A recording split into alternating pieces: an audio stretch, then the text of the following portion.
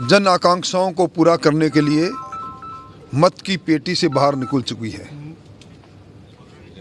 भजन लाल जी की सरकार ऐसे भजन करेगी कि जिनकी वाणी से कल्याण ही कल्याण निकलेगा। और अब जल्दी ही मंत्रिमंडल भी आकार ले लेगा और उसके बाद लूट और झूठ की सरकार जो जिसकी विदाई हमने की है उसकी लूट को भी बाहर निकालेंगे।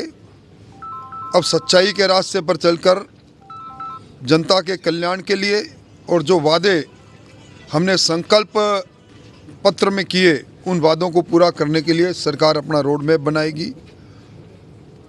और इस बार चुनाव के अंदर जो पराजय हुई वो जनता जनार्दन का निर्णय स्वीकार्य है, परंतु बहुत से जयचंदों ने भी अपनी भूमिका निभाई और मुंह में राम बगल में छुरू लेकर भी कई लोग अब सत्ता के नज़दीक आने की कोशिश में लगे हैं। उनके चेहरे से नकाब खींचने के लिए कार्यकर्ता आतुर है।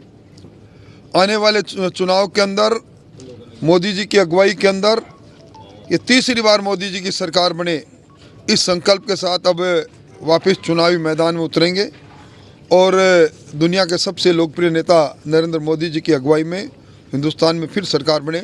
इसमें कार्यकर्ता पन तन तन करके लगेंगे। राठौर साहब, आपकी चर्चा चल रही है कि राठौर साहब लोकसभा चुनाव लड़ेंगे, इसको लेकर क्या कहना आपका? मैं ज़मीनी कार्यकर्ता हूँ, पार्टी का जो हुक्म होगा उसकी तामील करूँगा। अब मंत्रिमंडल का गठन होगा तो चूरू जिले क्या प्रतिनिधि रहेगा मंत्री में कोई? देखिए, मंत्रिमंडल में निश्चित तौर पर संतुलित मंत्रिमंडल होगा, मुझे टिप्पणी करने का अधिकार नहीं, पर जल्दी सारी बातें आपके सामने आ जाएगी। मंत्रिमंडल में राठौर साहब आपकी क्या भूमिका रहेगी? एक पराजित व्यक्ति की क्या भूमिका हो सकती है, इसलिए मेरी मंत्रिमंडल में क्या भूमिका होगी। राठौर साहब, आपके हारने का मुख्य कारण क्या रहा? मेरी खुद की कमजोरी। मैं ऐसी धरती पर चला गया जिस धरती को संवारने के लिए, जिस धरती की वोट की फसल काट रहा था उससे पहले ज़मीन को समतल करने से लेकर ज़मीन की बुआई में जिस प्रकार का गुदाई में जिस प्रकार का काम होना चाहिए था वो मेरे द्वारा नहीं हुआ।